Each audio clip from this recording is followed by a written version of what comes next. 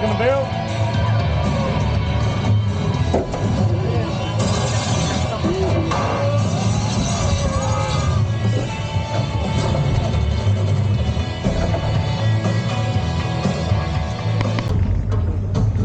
Hi everyone, Seth MacFarlane here, and I'm excited to share with you a behind-the-scenes look at my Peacock original event series, TED. It's a prequel series set in 1993, and that means our skilled craftspeople had to build a high school, a house, and even recreate downtown Boston as it looked back in the day, using exterior sets and facades that you're about to see on the tour. But I should warn you, TED is intended for mature audiences only. So grown-ups, tell the kids to go in the other room before you watch. Oh, come on! Now, all these buildings on our left used to be permanent dressing rooms to the stars back in the golden era of film, but today these are all production offices.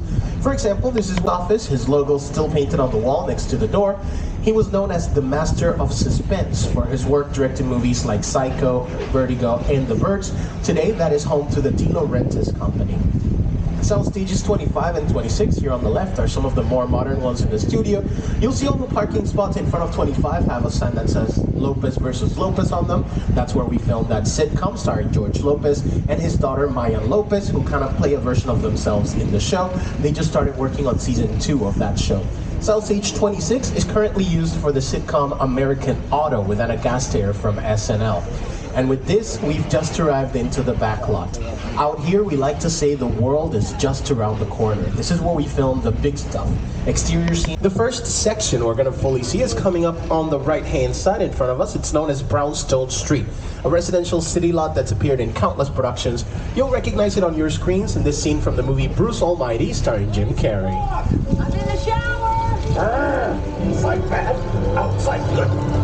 But I'm sure you also recently watched a bunch of holiday movies, and you might recognize this from Home Alone 2, Lost in New York. This is where Kevin throws bricks at the bandits from the rooftop in that movie. Also where he sets up the trap with the rope covered in oil that he sets on fire when one of the bandits tries to climb down from the roof. Next up, we're going to Courthouse Square. That's what we call this area in the studio, but you might recognize it better if I called it Hill Valley from the movie Back to the Future.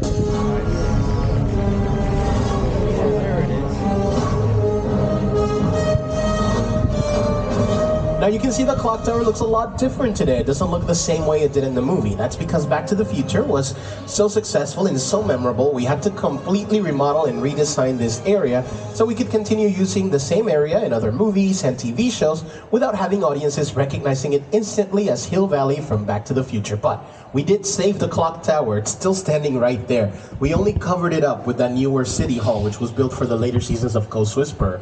But you can see the doors to City Hall are open, and through those you can still see part of the original pillars and the original entrance to the clock tower, which again is still standing there.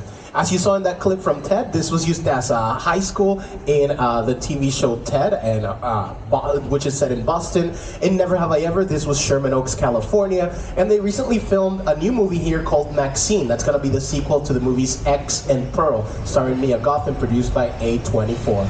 Now, away from the small town vibes of Courthouse Square and right into the Big Apple, this area here is known as New York Street. And here to tell you a bit more about it, I'll leave you with our co-host, Jimmy Fallon. In a second. Here he is. Hey everyone, welcome to New York! I got my start right here in New York on Saturday Night Live. This is actually my old neighborhood. Once got mugged over there by an old woman, tough lady. This is my favorite hot dog guy. Hey buddy, how's it going? Remember me? No. Just like old times. Gotta love New York City. Hey, I'm walking here! I'm walking here! Hey, it's cool guys. I was just walking there. So it's not exactly New York, but a lot of times when you see New York in the movies, it was shot right here on the Universal Metro sets. If you can make it here, you can make it anywhere. Even if you make it here on the Universal lot. Were rigged to blow up as the camera moved by for the scene where Shia LaBeouf and Megan Fox are running away from Megatron, and he's just ripping buildings left and right behind them. That whole sequence filmed right here. And again, everything is fully customizable for these productions. Now, we use a lot of tricks to make the sets look like a real city or a real town. And some of them are pretty simple. We decorated Captain America, the First Avenger, The Amazing Spider-Man, Transformers, most of the Fast and the Furious movies, TV shows like Parenthood, How I Met Your Mother, Brooklyn Nine-Nine, American Ninja Warrior, the list goes on and on forever. So a lot of incredible directors have worked here. Ron Howard, Steven Spielberg, Michael Bay, and the incomparable Peter Jackson, director of the 2005 version of the movie King Kong. It's the original King Kong that made me want to direct this.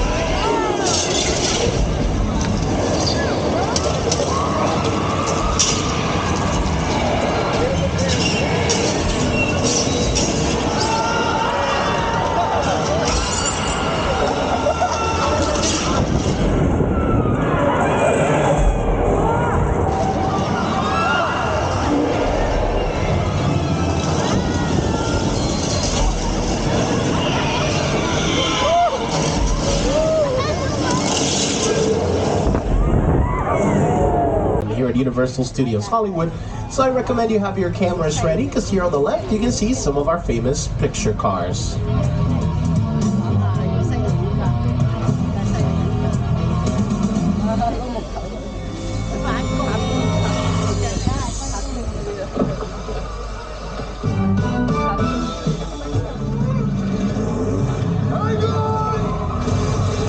We've recently added the Fry's Electronics van from the movie Nope and the Crawdaddy boat from the movie Us, both written and directed by Academy Award winner Jordan Peele. Coming up in front of us on the right, you're going to see a Jeep Wrangler Sahara from 1992 that was used for the first time in the first Jurassic Park movie back in 1993. That movie turned 30 years old last year. But you can also see the same Jeep in Jurassic World in 2015. The kids find it in the abandoned mobile lab from the second movie, and a very special treat on the right, some cages with live dinosaurs in... All the cages are empty. We might be in big trouble right now. If you see anything approaching the tram, if you hear any movement near, duck, duck!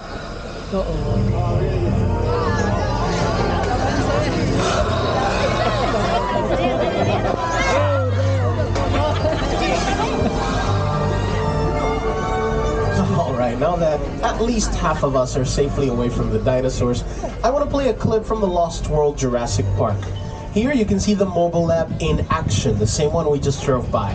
While both in the movie and in real life, this looks like a very heavy, sturdy vehicle, it isn't. We built it almost entirely out of plywood, which makes it very lightweight. We needed it to be lightweight for scenes like this one, where it looks like the mobile lab is hanging off a cliff in the middle of the jungle. Thing is, this cliff is actually just the wall of one of our parking structures, which we decorated with artificial rocks, artificial trees, even a fake waterfall to make it all look like the jungle. But this way, everything was safely under our control here in the studio, including the weather. We've just arrived to an area called Old Mexico, and with some thunder and lightning, we're going to show you how we make rain for film and TV. So, we're going to park here, take a look on the left. It's going to start raining in 3, 2, 1. Rain. That effect is created using highly sophisticated pieces of technology called sprinklers. They're located on top of the trams and on top of the trees. They shoot water up, gravity helps it fall down to the ground almost naturally, and that's exactly how we make rain for film and TV. Very simple. We can place the sprinklers strategically so that the camera, the crew, and the director stay dry while all the actors are getting soaked in the rain, and we can make this happen anywhere in the studio, even inside of the sound stages. But here in Old Mexico, we activate the effect every time a tram drives by, so it rains all day, and lately we've been running into a tiny issue with giant flash floods like that one headed our way right now. Keep your cameras dry!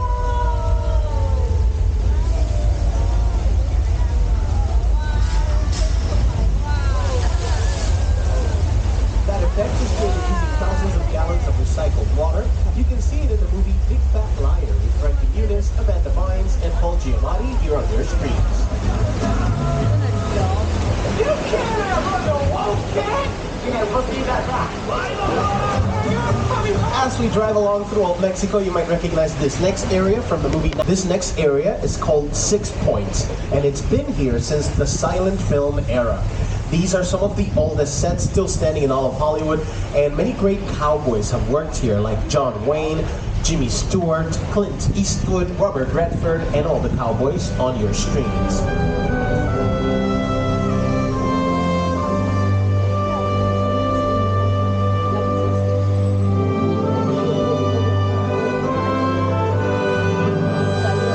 Even though these are some of our oldest sets, we still terrorizing this town. But as you can see on the right-hand side, the shark has been captured. As an extra safety precaution, my friend Tomas is here today. That's his boat. Tomas is a professional diver hired by Amity to make sure there's no more danger lurking under the surface. Hold on. You see that? There's a fin in the water. Does anybody have eyes on Tomas? I think he's still in the water. Tomas, get out of the water! There's another shark! Tomas! Oh, I think he's in trouble, but don't worry, he's a professional. I'm sure he knows how to handle this. They say you have to have a lot of guts for this line of work, and Tomas certainly has those. And there they are. Sadly, it appears Tomas is no mas. They're asking us to clear the area, so we're just going to move forward and hide right here behind this beautiful abandoned dock full of danger signs and gasoline.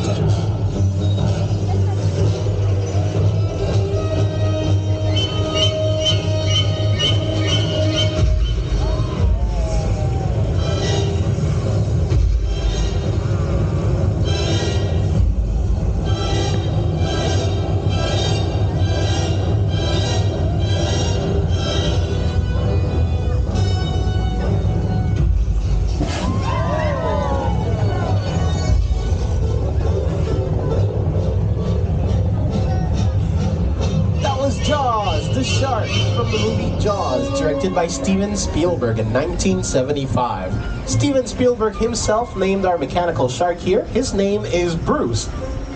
Bruce is the only shark in the world that can swim on top of the water in reverse, as you'll see him doing right now. And he's also a lot more reliable than the first shark that was built for the film.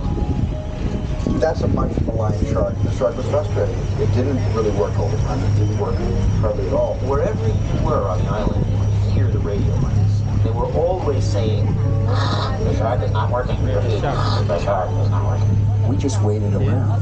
We just waited. The shark worked well enough. For a while there, I had to babysit all the time. So I really owe the shark a lot. The sets of Amity Island were also used as the town of Cabin Cove during the filming of the TV show Murder, She Wrote, starring Angela Lansbury as Jessica Fletcher.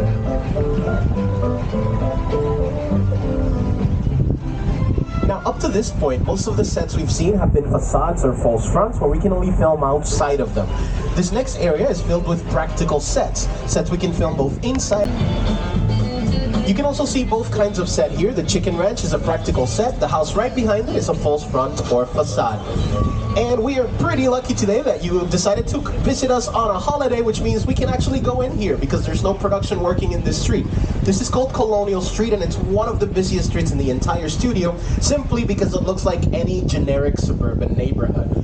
So anytime we need that, which is all the time, we'll film it here. For example, we just talked about Ted. He lives in this light blue house here on the right-hand side. I have another clip to show you. Let the festivities begin. How many we got? Well, let's see. We got 20 cartons. Fantastic. Do you think we're getting too old for this? Oh, come on, Johnny. We're doing a public service here. If a kid leaves the house in a less than stellar Halloween costume, he's got to get the bad news before he makes a fool of himself all over town. We're Samaritans. And if during the holiday you saw the movie Candy Cane Lane with Eddie Murphy, that's on Prime, this street was Candy Cane Lane for that movie. If you've seen the TV show Good Girls with Christina Hendricks, Retta, and Mae Whitman, this is the street they grew up in that show. And a lot of people still call this Wisteria Lane because this was the main set of ABC's Desperate Housewives, which filmed right here starting 19 years ago. In suburbia can appreciate. It's a good neighbor.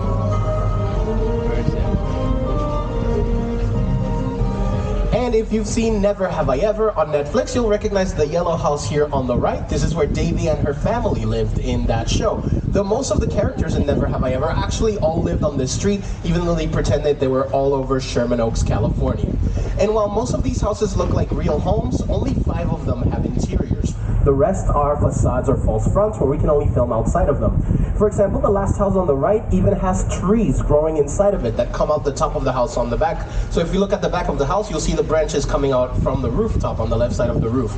The last house on the left doesn't even have back walls. They've been remodeling it and they still haven't built back walls to it. And now we're leaving the suburbs and entering our wilderness area. And guess what? It's currently oh, we're smiling, waving, and taking pictures. That's not good. We should go. We are going. We're leaving. Whoa!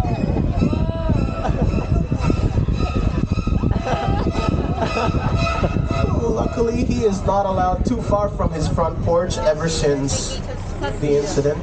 So we're safe in the airplane crash site set from the movie War of the Worlds. Directed by Steven Spielberg, starring Tom Cruise and Dakota Fanning. This set features a real plane. That on the left is a Boeing 747 jet that was brought here and destroyed for just one scene in this movie. The scene when Tom Cruise and his family attempt to escape their house in the state of New Jersey right after the extraterrestrial invasion begins.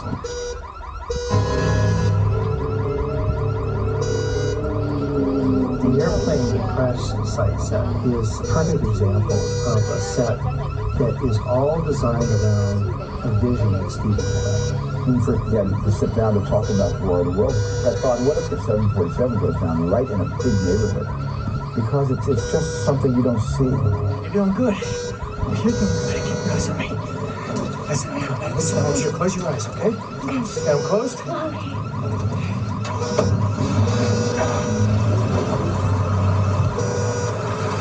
Robbie, get in.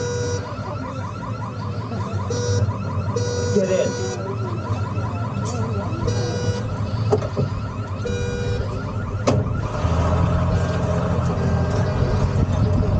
Now, after War of the Worlds, this same set has been used for music videos like Fly by Nicki Minaj and Rihanna, Take It Back by Logic, episodes of America's Next Top. A nostalgic, small-time Southern California amusement park owned by former child star Ricky Juke Park.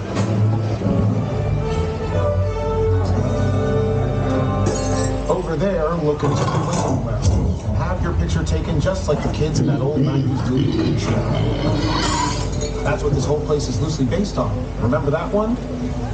No? What? A little further down, you can see the brand new Star Lasso experience. Built to showcase an unbelievable new live show.